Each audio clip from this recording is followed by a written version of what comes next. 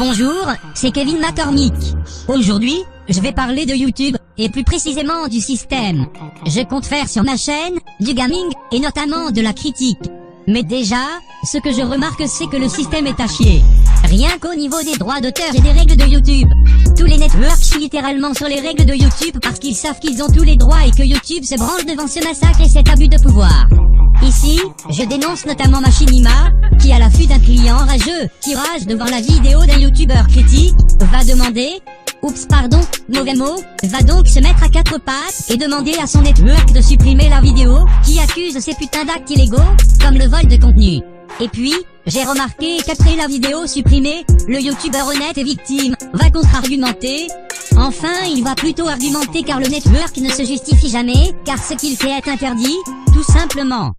Imaginons qu'un youtubeur critique, moi par exemple, Maxella, je veuille faire une vidéo sur un youtubeur qui fait des tops et des vidéos réactions. Sachant que ces vidéos réactions c'est clairement du vol de contenu et que c'est pas autorisé par YouTube. Je sais même pas comment sa chaîne existe encore. Ah oui c'est vrai, l'abus du système, mais on y reviendra plus tard. Enfin bon, je veux faire une vidéo sur ce youtubeur dont on gardera l'anonymat et que j'appellerai par conséquent Tête de Fion. Donc je réfléchis à mon sujet concernant Tête de Fion, je me dis que je vais parler du fait qu'il vende de la contrefaçon et je vais m'étendre là-dessus pour la vidéo. Donc je suis chez moi, j'enregistre ma vidéo, je fais mon montage et je publie la vidéo la semaine suivante. Dans ma vidéo, j'aborde le problème des contrefaçons. Pourquoi est-ce qu'il faut pas en vendre? Pourquoi est-ce que c'est mal? Légalement, qu'est-ce que ça donne? Et je critique Tête de Fion par rapport à ça. Donc ma critique est argumentée, ma critique est une utilisation transformative du contenu de Tête de Fion. Par conséquent, j'ai le droit de le faire. C'est autorisé par la loi et par le règlement de YouTube. Je vais pas vous faire un speech sur la loi et le règlement de YouTube. Je vous mettrai des liens en description concernant ça. C'est pas le sujet de cette vidéo-là. Enfin bon, je sors ma vidéo. Malheureusement, dans ma vidéo, j'utilise des tout petits extraits des vidéos de Tête de Fion. Le truc, c'est que ces extraits-là sont là pour donner du contexte à ma vidéo, permettre de parodier et faire certaines blagues. Donc en aucun cas il s'agit d'un vol de vidéo. À aucun moment je ne réupload sa vidéo en entier. Et pour la plupart des youtubeurs, c'est pas un problème que j'utilise de courts extraits de leurs vidéos. C'est quelque chose que légalement on a le droit de faire tant que l'utilisation est transformative. Mais Tête de Fion est un peu un connard sur les bords, alors Tête de Fion décide de demander à son network de faire supprimer ma vidéo, en sachant que je suis dans mon droit. Donc le network de Tête de Fion, étant aussi un connard, m'envoie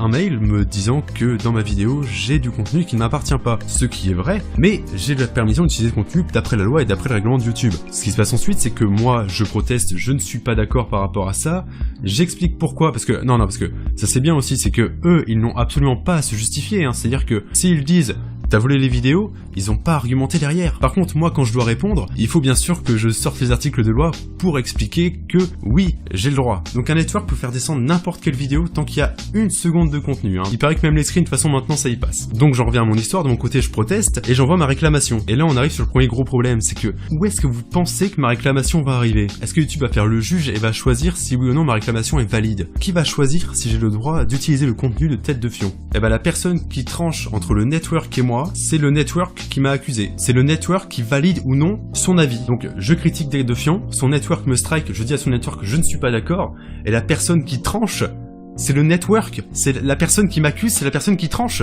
Est-ce que vous imaginez un tribunal dans lequel le plaignant, c'est aussi le juge? Ça n'a aucun sens, pourquoi est-ce que c'est pas une personne externe qui traite ce genre de choses? Enfin bon, une fois que le network a appuyé sa décision, hein, ce qu'on peut faire à présent, c'est faire appel sur YouTube. On peut à nouveau contester la décision du network. C'est-à-dire qu'on renvoie un message, on réargumente pour expliquer que je pense qu'en toute bonne foi, les extraits sont courts et que blablabla par rapport à la loi, j'ai droit. Et la personne qui va juger si oui ou non vous êtes en droit d'utiliser les extraits de Tête de Fion, c'est le network de Tête de Fion, encore une fois. À partir de là, on peut plus rien faire en tant que créateur. La putain de vos races, j'accuse YouTube de rester les bras croisés, et j'accuse ces putains de youtubeurs qui font de la merde d'abuser du système pour en tirer profit un maximum. Mais, il y a une solution. Il suffit de faire réagir un maximum de gens. Je propose qu'à partir de maintenant, chaque vidéo critique commencera par un message d'annonce, comme quoi toute personne visionnant la vidéo est en droit de la réuploader. Ainsi, les gens qui visionnent seront au courant que YouTube devient de plus en plus instable et pollué par les youtubeurs qui volent, pollué par les vidéos réactions, dégustations, pranks et j'en passe. Après si les gens aiment, tant mieux. Mais il ne faut pas oublier que derrière, il y a des auteurs qui ont bossé, et que ces enfoirés de voleurs se font de la thune sans travailler. Je vais vous dire, pour moi, ça s'appelle de l'esclavage. Vous vous plaignez des youtubeurs qui gagnent beaucoup d'argent, mais au lieu de jeter votre haine sur ceux qui travaillent, allez plutôt vous défouler sur ceux qui se font de l'argent sur le dos des autres. C'était Kanye, je baise tous les cancéreux et les networks, la bise les pédés.